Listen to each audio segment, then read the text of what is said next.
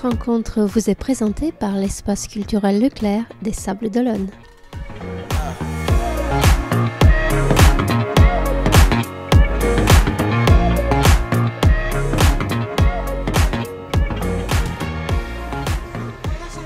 Philippe Besson, bonjour. Bonjour.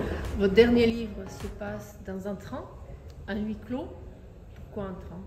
Parce que j'ai lu dans un article de journal il y a de ça 1 an et demi qu'on allait rouvrir des lignes de train de nuit. J'en étais enchanté parce que je me souvenais d'avoir pris des trains de nuit quand j'étais plus jeune et la promiscuité que j'avais éprouvée à ce moment-là était devenue une forme d'intimité avec les autres voyageurs. Donc je me suis dit, il y a là un matériau romanesque intéressant. Et puis, dans cette époque qui est la nôtre, qui est tellement marquée par notre désir d'urgence, de rapidité, de rejoindre un lieu dans une vitesse excessive, cette idée de faire un éloge de la lenteur et de la rencontre, ça m'a intéressé. Paris Briançon, c'est ça, c'est un éloge de la lenteur et de la rencontre. Une forme de nostalgie aussi, on le sent un peu entre les lignes. Oui, en tout cas, il y a cette idée que peut-être il fut un temps où il était plus facile d'aller vers l'autre et qu'aujourd'hui, l'autre, souvent, précisément quand on est dans un train, dans un avion, nous apparaît comme un adversaire ou quelqu'un qui va nous déranger, qui va déranger notre bulle. Et là, dans le train de nuit, on se laisse aller à la confidence parce qu'on est face à des inconnus. Et ces inconnus, on peut leur donner nos secrets parce qu'ils les emporteront avec eux, parce qu'on ne les reverra jamais, puisqu'au fond, on est réunis avec des gens que seul le hasard nous a permis de rencontrer. C'est ça qui m'intéressait aussi dans ce livre.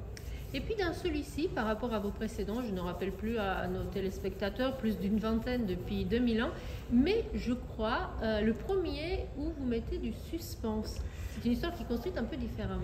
Oui, je me suis dit, tant qu'à mettre des gens dans un train de nuit et dans un huis clos, autant faire appel au man d'Agatha Christie. Donc je me suis dit, je vais quand même dire tout de suite au lecteur et à la lectrice que parmi ceux des voyageurs que je vais présenter, certains seront morts au lever du jour. Donc vous voyez, ça crée une sorte de tension dès le départ qui oblige à l'attention du lecteur. C'est-à-dire qu'au fond, on découvre les histoires de chacun et les portraits de chacun en n'oubliant jamais que certains d'entre eux, précisément, vont succomber. Ce qui permet d'être sans doute plus attentif et puis aussi de donner davantage de prix à la vie. Quand la mort rôde, quand elle est là, qui plane sur une histoire en cours, ça veut dire qu'il faut se souvenir qu'on a peut-être intérêt à profiter des vivants tant qu'ils sont vivants.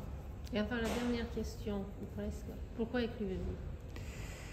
Pour précisément corriger la disparition des absents, pour faire que ceux qui ne sont plus là soient encore un peu là avec nous, pour que ce que le passé nous a enlevé ait une place, ait encore une place, et toute leur place.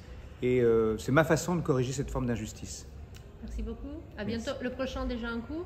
Il est fini et il sortira en janvier prochain. Et vous n'en saurez pas davantage, malgré votre curiosité légendaire. Peut-être ce serons-nous si vous viendrez nous le présenter au Sables d'Olonne. Avec grand plaisir, comme ça on pourra en discuter. Merci Philippe. Merci. Le vendredi soir, au début du mois d'avril, quand les jours rallongent et que la douceur paraît devoir...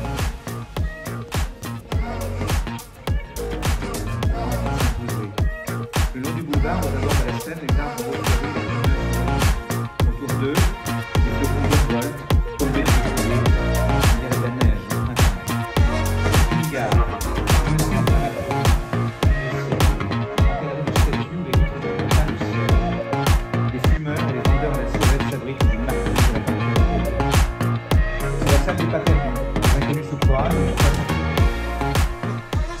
Cette rencontre vous a été présentée par l'espace culturel Leclerc des Sables d'Olonne.